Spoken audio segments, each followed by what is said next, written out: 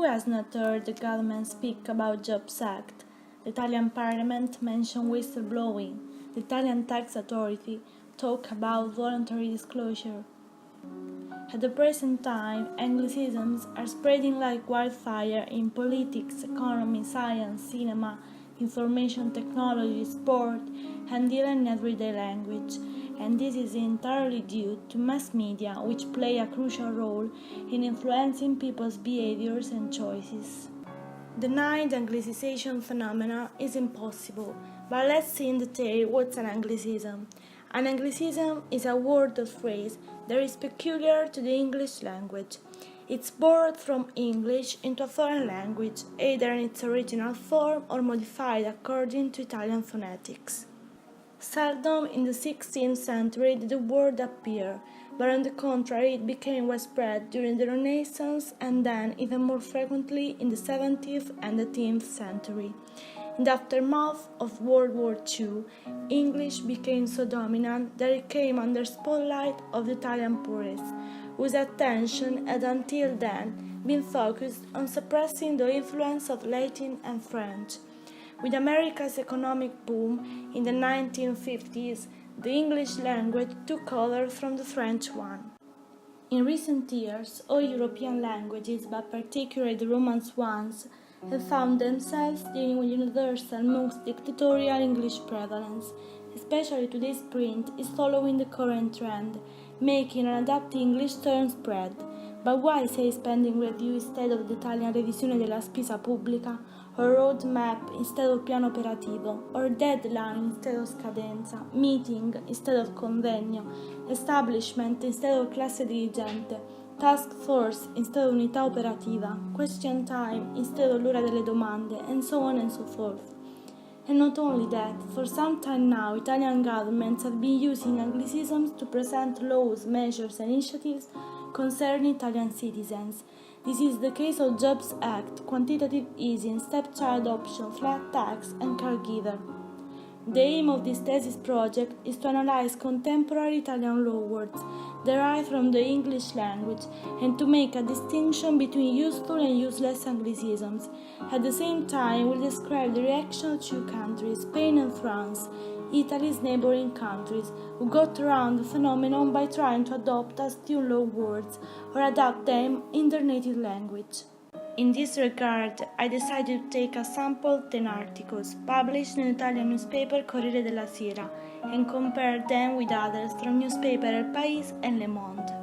Through the search for the above-mentioned terms in the fine Barbie newspaper sites, I analyzed the articles in which they were present, paying attention to the way in which the Anglicism was used and to the presence of any possible translation or explanation. After analyzing and comparing the English terms in the political language of contemporary Italian with the Spanish and French ones, it turned out that Italian seems to be particularly receptive to Anglicisms. This is demonstrated by the corpus of articles analyzed: 50 for Italy, 30 for Spain and 38 for France. As we can see, the Italian newspaper Corriere della Sera translated or explained Anglicisms 17 times out of 50. The term Jobs Act is the least translated term. As for the Spanish and French press, El País added to the analyzed terms an explanation or a translation 28 times out of 30, while Le Monde translated Anglicisms 32 times out of 38.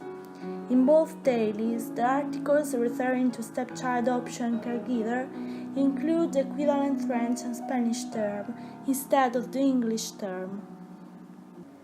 We can draw the conclusion that in the Corriere della Sera and consequently in the Italian language, we tend to use a great number of Anglicisms, which almost always aren't followed by their translation or explanation. Spanish is the language that translates Anglicisms the most. French is in the middle. It was predictable since the Accademia della Crusca isn't empowered to control the influx of foreign borrowings, although all three languages academies have been alive and operative for hundreds of years. The governments in France and Spain do everything they can to prevent entry of foreign words into their languages, and they set a good example by not using them themselves, while in Italy many of the English terms come from state institutions and mass media.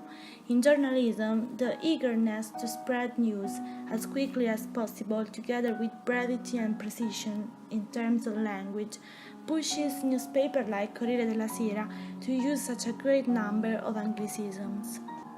As for politics, the Italian government tends to give English names to Italian laws or reforms, not only for exhibitionism and provincialism, but also the idea that a provision with an English name appears more attractive, modern, and efficient than a provision with an Italian name. In any case, what is important to remember is that language cannot be decided at theoretical level. It's the community of speakers with its concrete behavior that decides whether a notion should be designated with a native term or a foreign one. Therefore, the use of anglicisms can have both negative and positive consequences. For some people, it's an impoverishment, for others, an enrichment of the lexical heritage of the Italian language. However, the important thing is not to go beyond the limit.